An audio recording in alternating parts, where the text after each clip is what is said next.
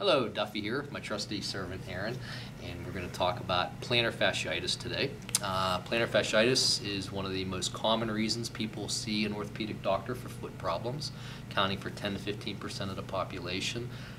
Counts for, from what I've read, $375 million in expenses per year. So what it is, from your foot, plantar fascia is a broad band of connective tissue that attaches from the inside of your heel here, also known as your calcaneus. And there's three bands, but the primary band attaches right here, and it spreads up and across to the front of the foot, to your metatarsal heads here. Its structure is to help support the arch when you're walking and you land and your heel starts to come off the ground and you're rolling through your toes. It prevents a tautness or creates a tautness that supports the arch structures. Over a period of time, constant trauma right where it attaches in the heel can actually start to cause it to tear away from the bone and cause degeneration. And over time it can yank hard enough that it can create a spur. The spur itself doesn't cause the pain. There's lots of people that have spurs that have no pain whatsoever, but it can just be a subsequent finding, and the spur actually kind of grows out this way, but it lets you know that there's an abnormal pull. And what'll happen is increased weight gain, excessive overtraining, improper shoes or shoes that have just worn out, calf muscles being too tight. Those are all the biggest reasons people develop this. You can start to get other reasons like a leg length discrepancy or some weakness in the hip and the knee, but they're the most common ones. I've had little bouts of it myself. It's usually just when my shoes reach that point that they're not good anymore. And next thing that we're going to do is actually talk about shoes. And once I get better shoes, I'm fine.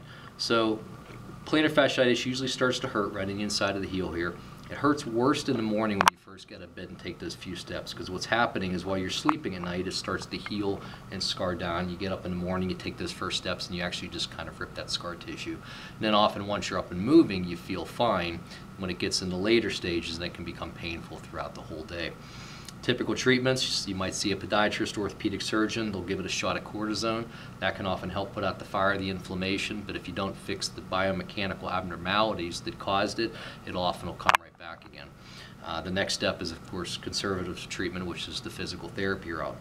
And it's our job to determine what biomechanical insufficiencies that you have and problems and try to correct those. What's weak, what's tight, what's not mechanically moving fine like it should be. Often it's just a matter of putting people into better shoes. It's more common in women because they tend to wear Keds and easy spirits and shoes that don't have a lot of structural support.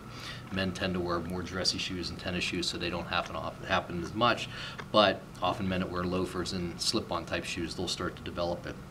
So we'll work on just everything with the whole leg that could be causing this type of problem. You might use specific modalities to try to cut down the inflammation. We might provide supportive taping to the arch, and of course make sure there's no other problems that can be causing the heel pain.